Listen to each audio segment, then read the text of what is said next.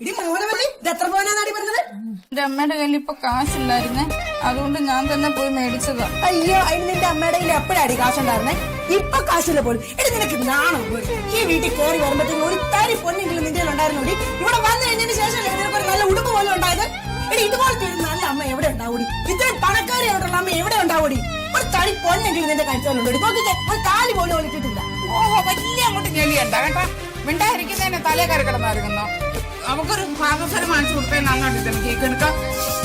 അവസരം വാങ്ങിച്ചു കൊടുത്തോണ്ട് പിന്നെന്തിനാ അമ്മ എനിക്ക് മേടിച്ചതാ, അവക്ക് മേടിച്ചു കൊടുത്തില്ല. അപ്പൊ എനിക്ക് സങ്കടം വന്നത്. ഈ വീട്ടിനകത്ത് എന്റെ ഇരിക്കുന്ന സ്വർണം മുഴുവനും നിനക്കും മീനാക്ഷിക്കും ഉള്ളതെന്ന് എത്ര ആണ് നിന്നോട് ഞാൻ പറഞ്ഞിട്ടുണ്ട്. എടി പെണ്ണെ, അവക്ക് വാങ്ങിച്ചു കൊടുത്തത് സ്വർണ്ണമൊന്നുമല്ല. സ്വർണം കിട്ടാഞ്ഞിട്ടൊന്നുമല്ല, ആ എന്റെ അമ്മയുടെ സ്നേഹം കിട്ടാഞ്ഞിട്ടാ. ആ ഇപ്പൊ അങ്ങനെ അങ്ങ് മറിച്ചോ. അമ്മയുടെ സ്നേഹം കിട്ടാൻ